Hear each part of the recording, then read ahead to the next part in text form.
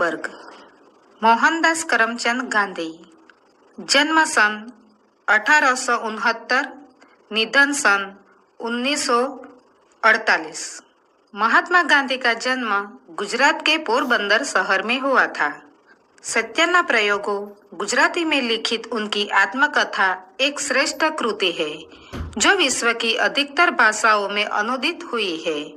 मेरा धर्म, सत्याग्रह, आश्रम का इतिहास, सर्वोदय, मेरे सपनों का भारत, मोहनमाला, हिंद स्वराज्य, अनाशक्ति योग, दक्षिण अफ्रीका सत्याग्रह का इतिहास, मंगल प्रभात आदि उनकी प्रमुख रचनाएं हैं।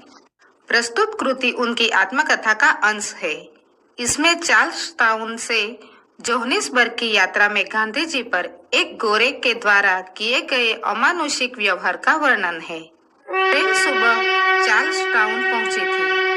उन दिनों चार्ल्स टाउन से जोहानिसबर्ग पहुंचने के लिए ट्रेन नहीं थी। घोड़ों की सिक्रम थी और बीच में एक रात स्टैंडस्टन में रुकना पड़ता था। मेरे पास सिक्रम का टिकट था। मेरे एक दिन देर से पहुंचने के कारण वह टिकट रद्द नहीं होता था। इसके सिवा अब्दुल्ला सेठ ने सिक्रम वाले के नाम चार्ल्स टाउन के पते पर तार भी कर दिया था, पर उसे तो बहाना ही खोजना था। इसलिए मुझे नीरा अजनबी समझकर उसने कहा, आपका टिकट तो रद्द हो चुका है। मैंने उचित उत्तर दिया, पर टिकट रद्द होने के बाद तो मुझे दूसरे ही कारण से कही गई थी। यात्री सब सिक्रम के अंदर ही बैठते थे, लेकिन मैं तो कुली की गिनती में था, अजनबी दिखाई पड़ता था। इसलिए सिक्रम वाले की नीयत यह थी कि मुझे गोरे यात्रियों के पास न बैठाना पड़े तो अच्छा हो। सिक्रम के बाहर अर्थात कोचवान की बगल में दाएं बाएं 2 सीटें थी। उनमें से एक पर सिक्रम कंपनी का एक गोरा मुखिया बैठता था। वह अंदर बैठा और मुझे कोचवान की बगल में बैठाया। मैं समझ गया कि यह नीरा अन्याय है, अपमान है, पर मैंने इस अपमान को पी जाना उचित समझा।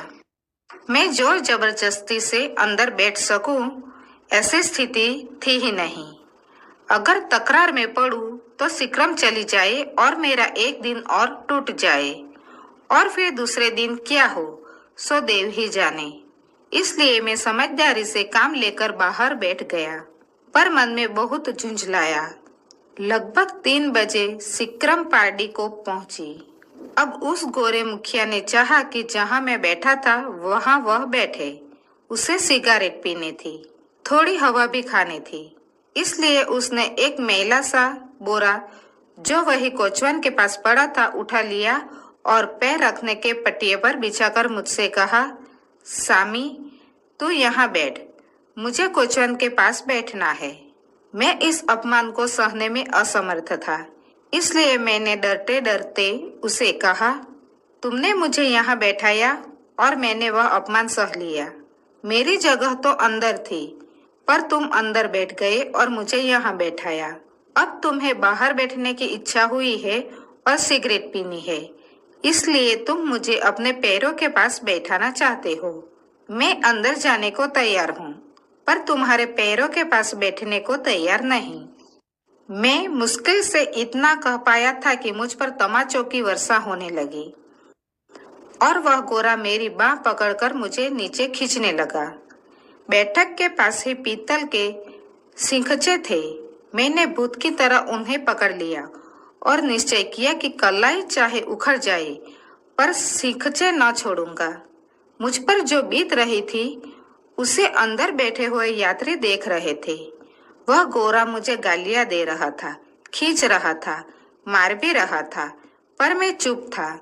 वह बलवान था और मैं बलहीन। यात्रियों में कईयों को दया आई और उनमें से कुछ बोल उठे, अरे भाई, उस बेचारे को वहां बैठा रहने दो, उसे नाहक मारो मत, उसकी बात सच है। वहां नहीं तो उसे हमारे पास अंदर बैठने दो। गोरे ने कहा, हरगिज नहीं, पर थोड़ा शर्मिंदा वह जरूर हुआ।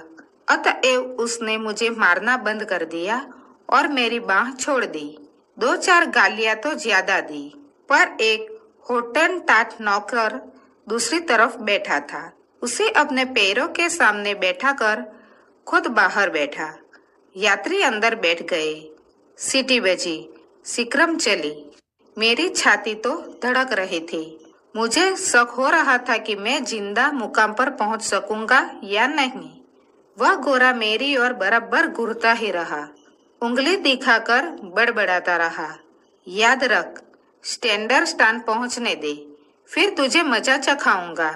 मैं तो गूंगा ही बैठा रहा और भगवान से अपनी रक्षा के लिए प्रार्थना करता रहा। रात हुई। स्टैंडर्ड स्टैंड पहुंचे। कई हिंदुस्तानी चेहरे दिखाई दिए। मुझे कुछ तसल्ली हुई।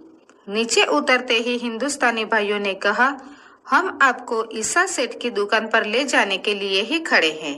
हमें दादा अब्दुल्ला का तार मिला है। मैं बहुत खुश हुआ। उनके साथ सेठ ईसा हाजी सुमार की दुकान पर पहुंचा। सेठ और उनके मुनीम गुमासतों ने मुझे चारों ओर से घेर लिया। मैंने अपनी बीती सुनाई। वे बहुत दुखी हुए और अपने कड़वे अनुभवों का वर्णन करके उन्होंने मुझे आश्वस्त किया। मैं सिक्रम कंपनी के एजेंट को अपने साथ हुए व्यवहार की जानकारी देना चाहता था। मैंने एजेंट के नाम चिट्ठी लिखी। उस गोरे ने जो धमकी दी थी उसकी चर्चा की और यह आश्वासन चाहा कि सुबह आगे की यात्रा शुरू होने पर मुझे दूसरे यात्रियों के पास अंदर ही जगह दी जाए। चिट्ठी एजेंट को भेज दी। एजेंट ने मुझे संदेशा भेजा, स्टैंडर्ड से बड़ी सिक्रम आती है और कोचवान वगैरह बदल जाते हैं। जिस आदमी के खिलाफ आपने शिकायत की है वह कल नहीं रहेगा। आपको दूसरे यात्रियों के पास ही जगह मिलेगी। इस संदेश से मुझे थोड़ी बेफिक्री हुई। मुझे मारने वाले उस गोरे पर किसी तरह का कोई मुकदमा चलाने का तो मैंने विचार ही नहीं किया था। इसलिए मार का यह प्रकरण यही समाप्त हो गया। सवेरे ईसा सेठ के लोग मुझे सिक्रम पर ले गए। मुझे मुनासिब जगह मिली और बिना किसी हैरानी में उस रात जोहानिसबर्ग पहुंच गए।